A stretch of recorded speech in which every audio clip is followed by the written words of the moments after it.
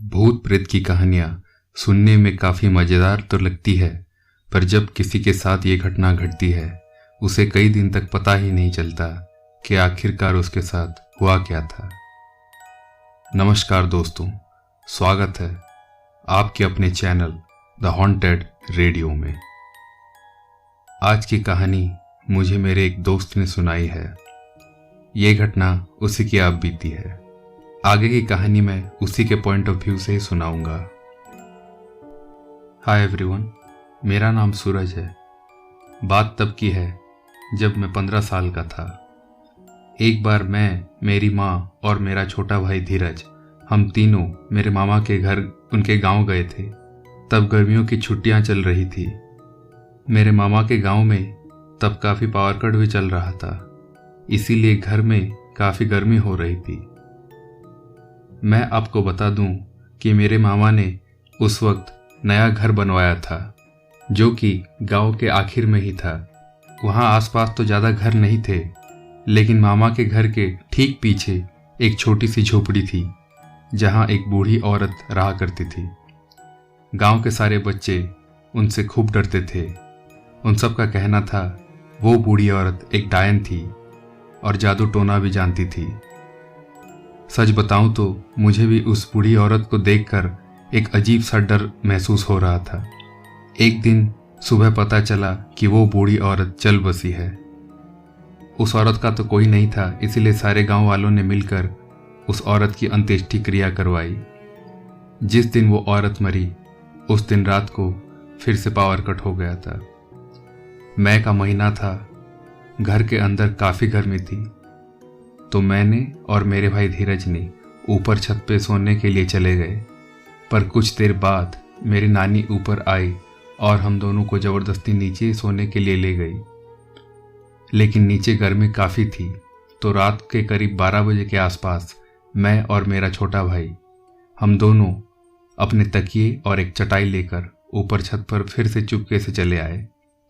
ऊपर अच्छी हवा चल रही थी, इसीलिए हम दोनों तुरंत ही सो गए। रात को अचानक मुझे बहुत भारी भारी सा महसूस होने लगा। ऐसा लग रहा था जैसे मेरे छाती के ऊपर कोई बैठा हुआ हो।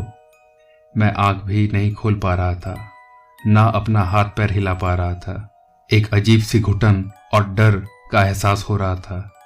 फिर मैंने हिम्मत करके श्री हनुमान चालीसा पाठ किया मन ही मन, तो मुझे थोड़ा अच्छा लगा। और जब मैंने अपनी आंख खोली तो देखा मेरे पैरों के पास वही बूढ़ी औरत खड़ी थी और वो काफ़ी गुस्से से मेरी ओर देख रही थी। तभी अचानक मुझे मेरी माँ की आवाज़ आई, जो कि मुझे जगा रही थी। मेरी आंख खुली तो मैंने अपनी माँ को देखा।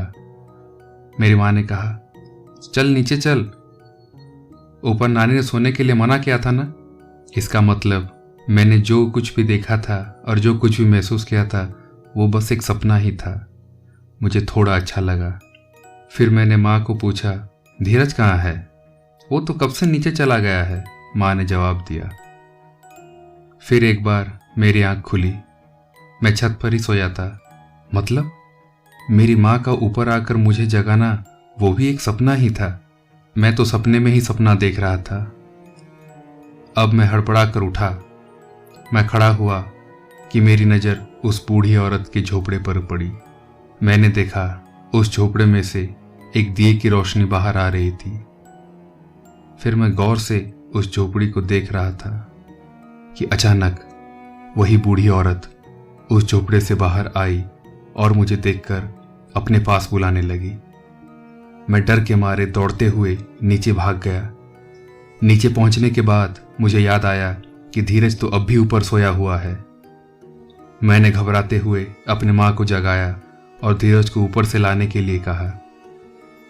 मेरी माँ ने कहा, धीरज नीचे ही सोया है, ये देख। फिर मैंने देखा कि धीरज मेरी माँ के पास ही सोया था। मुझे थोड़ा अच्छा लगा। जब सुबह हुई तो मैंने धीरज से पूछा, तू नीचे कब आ गया?